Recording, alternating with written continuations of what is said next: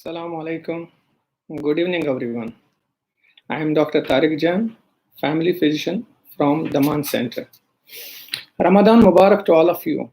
Hope you are all safe and healthy. Today I am again with you with a new topic about the risk. What is the risk group of COVID-19?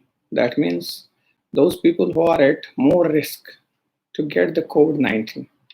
In my previous sessions, as you remember, we talked about in detail about COVID-19, what is coronavirus, how it spreads, what are the symptoms, and we talked about how can we prevent it from spread. In the second session, which was in the last week, I talked about how can we prevent ourselves from COVID-19. We talked about hand wash, how to do properly our hand wash, either with the soap or hand sanitizer.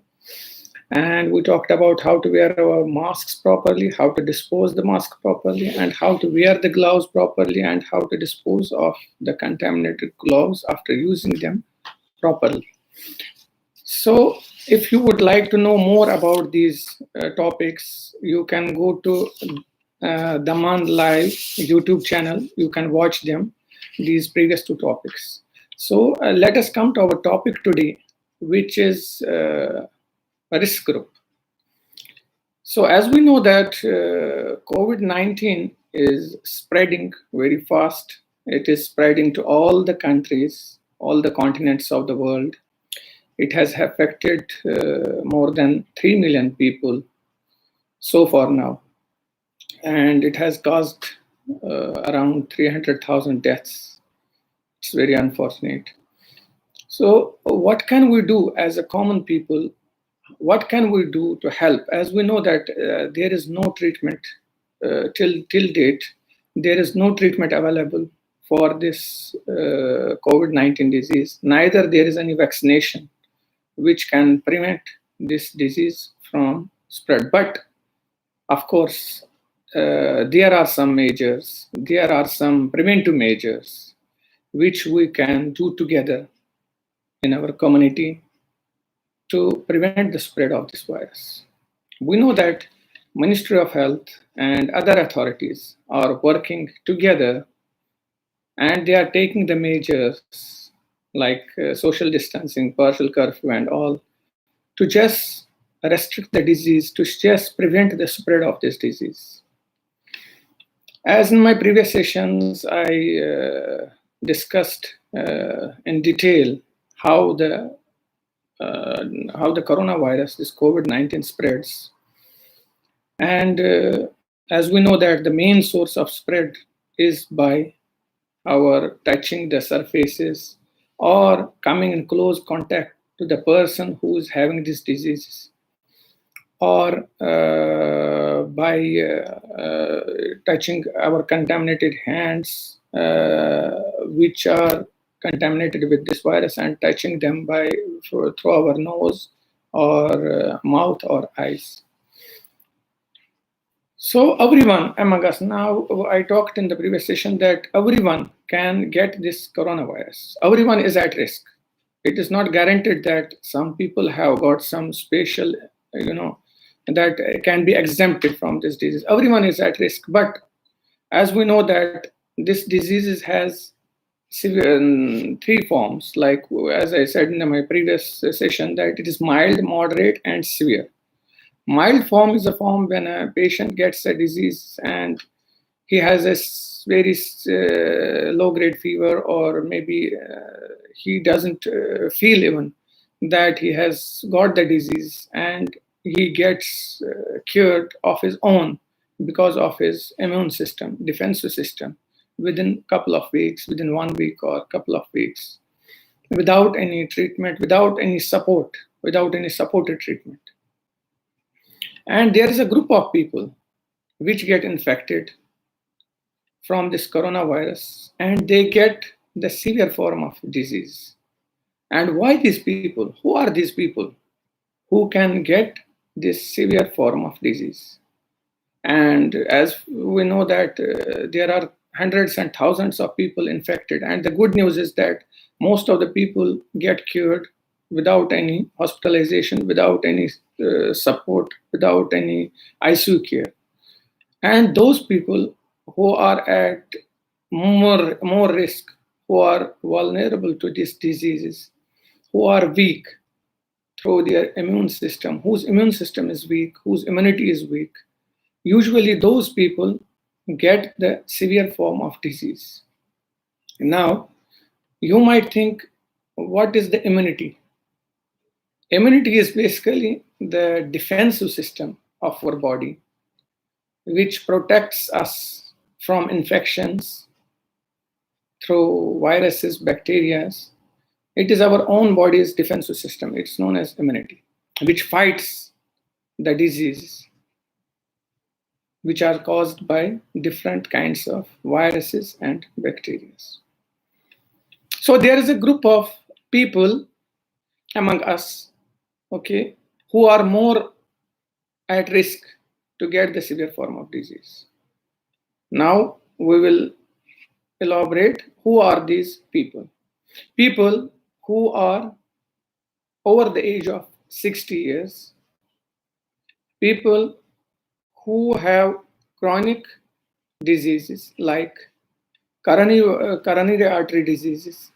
In the coronary artery disease or cardiovascular diseases, sorry, in elaboration we can say cardiovascular diseases, where people are suffering from cardiac failure, where people have different forms of cardiac diseases, either it is any form of cardiac diseases. I will not talk in medical language because I want so that you understand it. So then people who have lung diseases, chronic lung diseases like chronic obstructive pulmonary diseases, who have done lung resection before, who have carcinoma of the lungs like cancer disease of the lungs, people who have uncontrolled asthma, not the patients we can say who have a mild form of asthma, people who have uncontrolled asthma who had been hospitalized before, they are at more risk. Who had been hospitalized for their severe form of asthma. And people who have diabetes, who have chronic kidney diseases, and people who have done transplant of some organs, who are receiving some chemotherapies or who are receiving some immunosuppressants, who are receiving radiotherapies for some carcinomas, for some cancer disease. All these people are at high risk of getting these diseases. So now we know that those people who are aged above 60, in some of the agencies say that it is 70 years, some say 60 years, and people with the age of 60 years with other comorbidities, like I said, chronic cardiovascular diseases or chronic kidney diseases or lung diseases, and those people above age of 70 without these diseases, they come also in this group. So these are the groups of people who are more at risk to get affected from this disease and maybe in a more severe form. We all have our parents, mothers, fathers, elder sisters or in-laws and other relatives who are old age, our friends, neighbors, everyone among us. So we should work collectively to prevent these people who are at high risk. What can we do to prevent them to get this COVID-19? So the advice from WHO, CDC, and other authorities is that these people who are at more risk of getting these diseases should stay at home. They should not be exposed to the people outside. These people should try their best to stay away from the other people and to stay away from those young people who are going out, and to keep, even if they have to come close to someone and their family members, better to stay away from each other at a distance of 2 meters. If there is any guest coming to your home, and if we have our parents who are old age, or those who are suffering from the disease which I just said, we should try our best to keep our old age people or people who are suffering from these diseases away from anyone. Either it is a guest, either it is a family member even. Okay, we should try our best to keep them away from these people, because this is the only thing we can prevent, because there is no medication, there is no preventive vaccine. So this is the only thing which can prevent our elders, our elder population, our people who are at high risk to get to save themselves from getting this disease.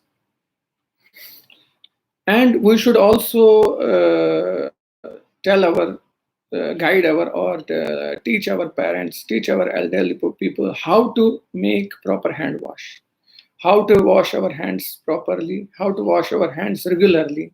It should be done more regularly.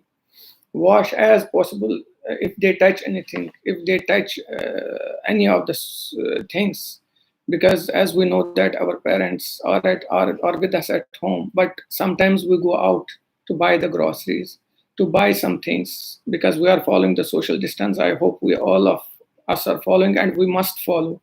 But sometimes we have to go outside. We go outside, and when we come back, we should make sure that we wash our hands, and even we touch our keys, we touch these knobs, any handles or anything.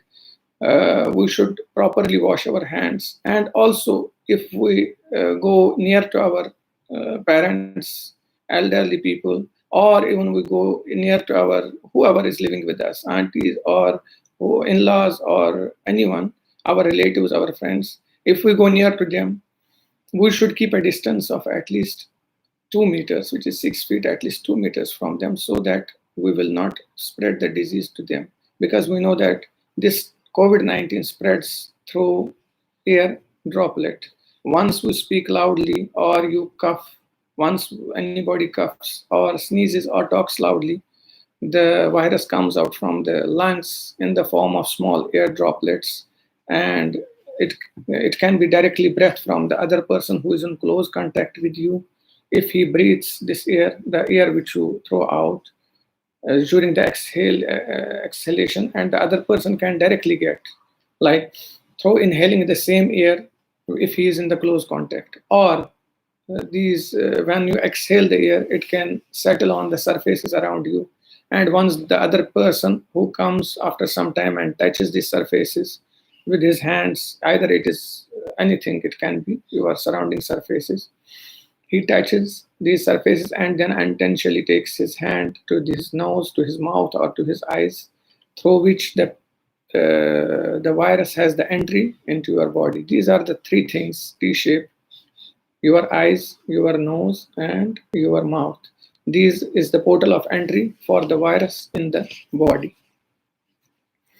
So again and again, we should maintain the social distancing. We should wash our hands regularly, and we should avoid to go that places where there is crowd.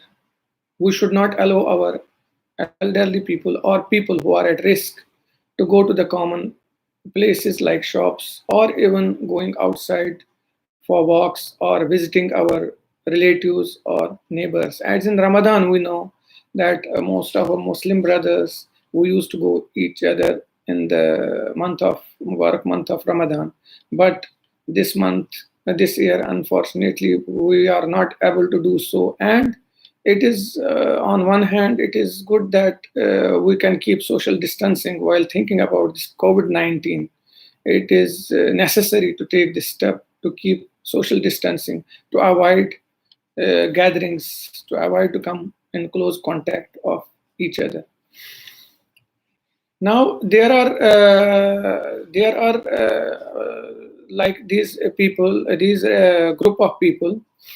Okay, so these group of people who are at high risk should always, if they are living in a like big family, okay, we will advise that to keep their elderly relatives in most of the time in separate rooms.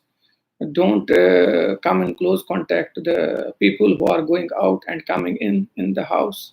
And we know that these people who are suffering from these chronic diseases like kidney diseases, heart diseases, or diabetes, or other diseases which I said, lung disease, chronic obstructive pulmonary disease, and other disease, we should always keep their medications in the bags. We should always keep a bag ready for them, because at any point of time, if they feel themselves that they have to go to the hospital, at least at that time, everything is ready and we don't have to search for the things around. And now we will talk about what are the symptoms, what are the signs when we have to call our GP, when we have to call our doctor.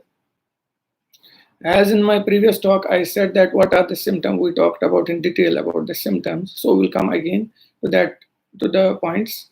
The main symptoms of this COVID-19, either it is any person, young or middle-aged adult, or an old man, if a person is having a fever more than 38 degrees and having a dry cough or persistent cough, okay, he or she should call to confirm with his doctor if his need is a test for COVID-19. So at the end of this session, there will be a question answer session also. And please, if you have any questions, you can post them in the end of this session. So the symptoms, as I said, high grade fever, 38 degrees, and difficulty in breathing or severe body aches. Like dry cough or difficulty in breathing and fever, these are the main two symptoms, main three symptoms we can say when we should worry about, when we should think that we have to call our doctor to know whether this is COVID-19 or anything else. So as we know that in Kuwait, we have an helpline number from MOH, which is 151. This is the number where you can call if you feel any of these symptoms. You can call and they will guide you what to do further and whether to need testing or not. And as a part of social responsibility and as a part with the MOH and government, Dhaman has also taken an initiative. They have started a services, new services, which is known as the Dhaman services, where you can consult any of the doctors of Dhaman through phone call consultation and video consultation, and which is free of cost. Anyone, any citizen, any resident in Kuwait can call Dhaman Healthcare to consult if they have any questions, any queries regarding their health. If there are any of the symptoms, our physicians in Dhaman will guide you what to do further, or how they whatever help they can provide, they will provide. So I will just give you the number. It is where you can call, which is free of cost. It is a phone call consultation. Okay, the number is 18. You can note down. It is 18000019. 18000019. Okay, and the other service is, sorry, it is 18000019. It was reverse. I hope you are seeing it. You can note down these numbers. This is the direct WhatsApp number, and you can consult any of the physicians of Dhaman free of cost. And there is another service which is known as video call consultation. It is the Dhaman service. Also, you can book yourself by going to tataman.dhaman.co. You can book your appointment. It is a free medical consultation via video call. It is tataman.dhaman.co from Saturday to Thursday. From in the Ramadan, it is morning and evening time. And also in MOH, we have the helpline. As I said, it is 151. So if anyone having any of these symptoms like cough, fever, a severe body ache, shortness of breath, and we should not be panic. We should call these numbers and where you can get advice for what steps to take further. If anyone among us, among your family members, is having some sort of cold, some sort of sore throat or rhinitis or cough, we should use the surgical mask. For those people who are sneezing, who are coughing, immediately use the face mask. And if any person like has sneezing or cough in front of other people, if he don't have a mask, he should use a piece of tissue paper and cover his nose with that tissue paper and close that tissue paper nicely and throw it, dispose of in the dustbin. And next, if you don't have any tissue paper around, you can just use your flexed elbow and sneeze in that flexed elbow. It will prevent these air droplets to go around you and settle on the surface. So these are the things which we should again and again, focus on. Focus on these things like sneezing. When you have cough, it is respiratory. We call it hygiene, social distancing, and hand washing. As I previously said, that hand washing is one of the important things. Hand washing, because with hand washing we can prevent the spread of this disease, because hands are the main source. When we touch our face, when we touch our surfaces, when we touch our knobs, doors, and handles, and then with these contaminated hands, we unintentionally touch our nose, mouth, or eyes, and this way the virus goes inside our body. So I hope that you understand, everyone, all the brothers and sisters who are listening now, they understood what is the risk group, who is at risk to get the more severe disease, and when should we contact or consult our doctor, or when you can call the helpline of 151. So I just elaborated the symptoms, which are like fever, cough, and shortness of breath.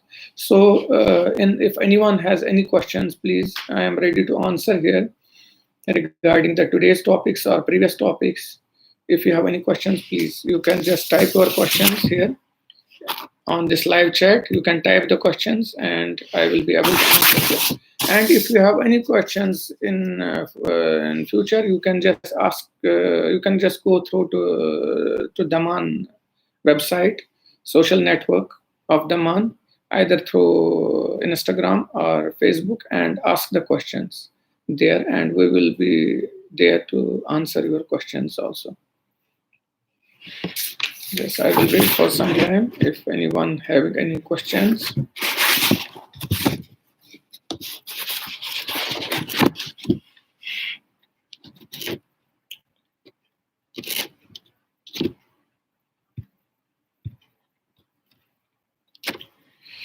There is a question: if a person above the age of 60 but has no chronic disease, is he or she still considered to be in the risk group? Yes, as WHO and CDC, they have put age above 60 as the age when usually the immune system starts deteriorating. As I said, that immune system, it is the defensive system of our body to fight the infection. It is the defensive system in our body to fight the infections caused by viruses and bacteria. And as the age advances, these defensive systems weakens in our body. And in those people who are over the age of 60 years or 70 years, 65, 70 years, and having moreover these diseases, chronic diseases of lungs, chronic diseases of kidneys, or cardiovascular diseases, diabetes, or who are taking immunosuppressant therapies, or who are suffering from cancer disease, who are taking chemotherapies, radiotherapies, these people Yeah, they are at more risk. And people above 60, yeah, they have to take more care than the young population. We cannot say that these are very old age people, but the age of 60 and above, they have to take more care than usual people. Because it has been seen so far now, it has been seen that this COVID-19 is playing is in the severe form in the people who are in the above age of above 60 years and with other chronic diseases.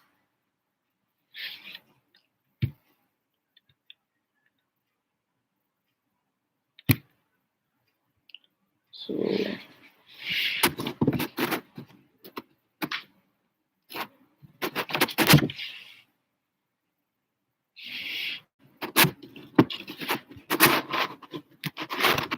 one more thing I will say, if there are any more questions, I am waiting for your questions.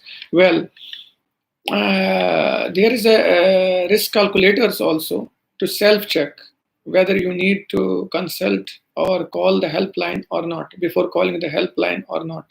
Or there are different self-check, calculators, risk calculators. One of which is you can just type "we fight corona.in." You can find a calculator there. It will ask you a few questions. Once you type "we fight corona.in," you will find a questionnaire there.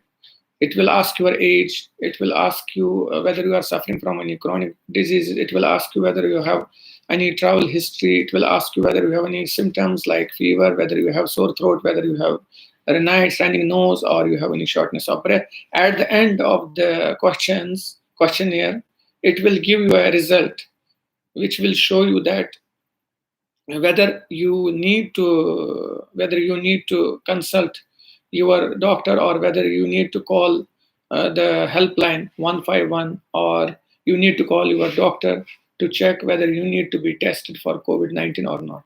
It is a simple calculator. It is not a diagnostic tool. It is a just estimation. It is just to estimate whether you need to consult your doctor.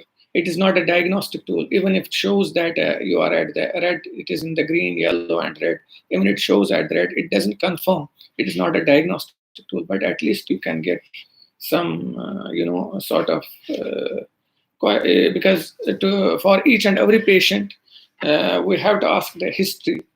It's not like any patient coming with fever and we can just think that he has COVID-19. We have to ask the history. We have to ask many questions before diagnose, or before asking him to go for testing, or before diagnosing him for some specific disease. So there is one more question. What about children? How much is the risk? The good news is that, Ms. Levina, the good news is that till now, so far now, the children have been least affected. Alhamdulillah, it is a good news. All over the world, the population, the children, have been seen very less affected with this virus.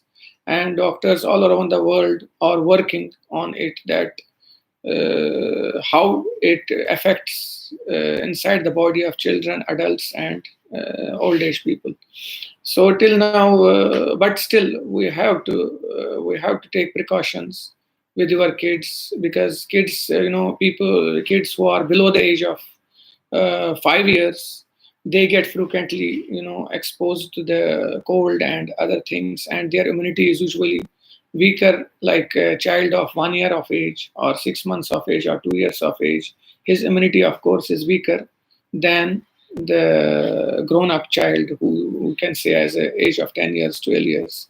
So again and again, we should take the precautions which will prevent the spread of this disease in our children, in our family. So we cannot just justify that children are at low risk, but children's are getting it less. But again, we have to maintain social distancing, hand washing. We should teach our children how to properly wash our hands, how to properly keep themselves away from crowds, even not to play together with a lot of children in the same building, because children are staying in the same building. Maybe some of the times we are in Now lockdowns and all, it is a stress for children. I understand that children to stay alone at home, don't not going for playing with other children, but we must take care. And I hope that it will end soon. We pray all together that this coronavirus, this COVID-19 disease ends soon and we resume our normal life again. So my advice is the same, that we keep watch at every time, and we keep hand washing, we keep social distancing.